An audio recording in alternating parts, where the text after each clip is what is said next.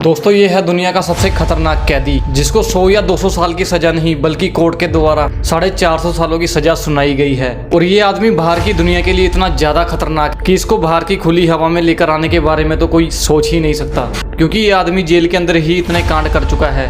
अगर ये बाहर आ गया तो सोचो ये क्या करेगा। कहानी है निको जेन्स्किंस की। सोचकर देखो, अगर आपको 450 सालों के लिए जेल के अंदर कैद कर दिया जाए तो आप क्या ही करोगे। निको की ज़िंदगी हमेशा से ही मुश्किलों भरी रही है। बहुत छोटी उम्र में ही ये लड़का ऐसी ऐसी चीज़ें देखता आया था जो आप और मैं सोच ही नहीं सकते। इसके पापा, मामा, चाचा, चाची सभी देश के खूंखार अपराधी हैं। इनमें से जो सबसे ज़्यादा उभर कर सामने आया वो था निको। निको अपने घर की हालत देखकर बहुत ही बेबस था और उसने 7 साल की उम्र में ही खुद के पैसों से एक हैंड कैलिबर गन खरीद ली थी। और वो इसने इसलिए किया ताकि ये स्कूल में अपनी दहशत मना सके। और तकरीबन 11 साल की उम्र में ही इसने स्कूल से पूरा दिन बंक मारने शुरू कर दिए। और वो स्कूल से बंक करके सीधा अपने शहर के लोकल गैंग्स के पास चला जाता और वो सारा दिन ये सोचता कि अब आगे क्या वारदात करनी है। क्या आप विश्वास करेंगे, 13 साल की उम्र में ही उसके मुंह पर खून लग चुका था, क्योंकि उसने एक आदमी को चाकू मार मार कर गंभीर रूप से घायल कर दिया था। निको ने बहुत ही छोटी उम्र में गैंग ज्वाइन कर ली थी और सन 2003 में वो पहली बार जेल गया था, क्योंकि वो रंगे हाथों 2 गाड़ियां चोरी करते हुए पकड़ा गया था। फिर उसने जेल में रहकर भी कांड करने शुरू कर दिए। कोर्ट ने उस पर 2 धाराएं और लगाई। पहली धारा, जब उसको कोर्ट में पेश करने के लिए ले जा रहे थे तब उसने गार्ड पर अटैक कर दिया। और दूसरा, उसने जेल में रहकर दंगे भड़काए हैं। अब इसके लिए और ज्यादा समस्याएं बढ़ चुकी थी। जहां उसने एक एक करके सजाएं काटनी थी, वहीं उसको 10 साल की सजा अब एक साथ पूरी करनी पड़ेगी। तो चलो अब बात करते हैं थोड़ा आगे की। सन 2013 में जब निको जेल से बाहर आ चुका था। लोग जेल से बाहर आने के बाद या तो सुधर जाते हैं या तो और भी ज्यादा बिगड़ जाते हैं, और निको ने दूसरा ऑप्शन चुना। यहीं से उस पे मरने मारने की आग बढ़ चुकी थी। यहीं से उसको लोगों ने किलिंग मास्टर कहना शुरू कर दिया।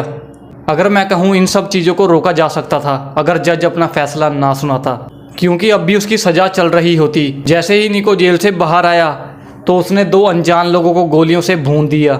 लेकिन हैरानगी की बात तो ये है कि इन दोनों का कत्ल इसने अपनी 3 सगी बहनों के साथ मिलकर किया था। जी हाँ, निको की बहनें निको को उन 2 मासूमों की लोकेशन बता रही थी। उनके सिर पर सीधा गोली मारकर उनको मार दिया गया और उनके पर्स भी छीन लिए गए।